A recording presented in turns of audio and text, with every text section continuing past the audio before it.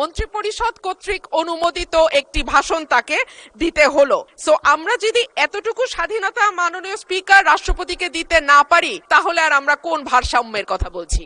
বাংলাদেশের সংবিধান অনুযায়ী প্রধানমন্ত্রী এবং প্রধান বিচারপতি নিয়োগ ছাড়া রাষ্ট্রপতিকে আর সকল কিছুই প্রধানমন্ত্রীর পরামর্শক্রমে করতে হয়, এবং প্রধানমন্ত্রী রাষ্ট্রপতিকে কি পরামর্শ দিলেন সেই ব্যাপারেও কোথায় কোনো প্রশ্ন উত্থাপন করা যায় না। সে কারণেই দীর্ঘদিন ধরে রাষ্ট্রপতি এবং প্রধানমন্ত্রীর ক্ষমতার ভারসাম্য আনবার ব্যাপারে বারবার আলোচনা হয়েছে।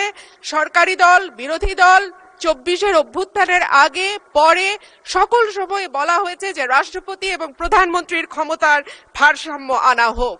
বিএনপি তার ভিশন 2030 এবং 31 দফাতেও এই ব্যাপারে সুনির্দিষ্ট প্রস্তাব রেখেছে। মাননীয় স্পিকার, সে কারণেই সঙ্গতভাবে আমাদের একটা এক্সপেকটেশন ছিল যে এইবার রাষ্ট্রপতি মন্ত্রিপরিষদ কর্তৃক অনুমোদিত ভাষণের বাইরে গিয়ে তার নিজের মতন করে ভাষণ দিতে পারবেন, কিন্তু আমরা দেখলাম এইবারও রাষ্ট্রপতির ভাষণ মন্ত্রিপরিষদ কর্তৃক অনুমোদিত একটি ভাষণ তাকে দিতে হলো। সো আমরা যদি এতটুকু স্বাধীনতা মাননীয় স্পিকার রাষ্ট্রপতিকে দিতে না পারি, তাহলে আর আমরা কোন ভারসাম্যের কথা বলছি?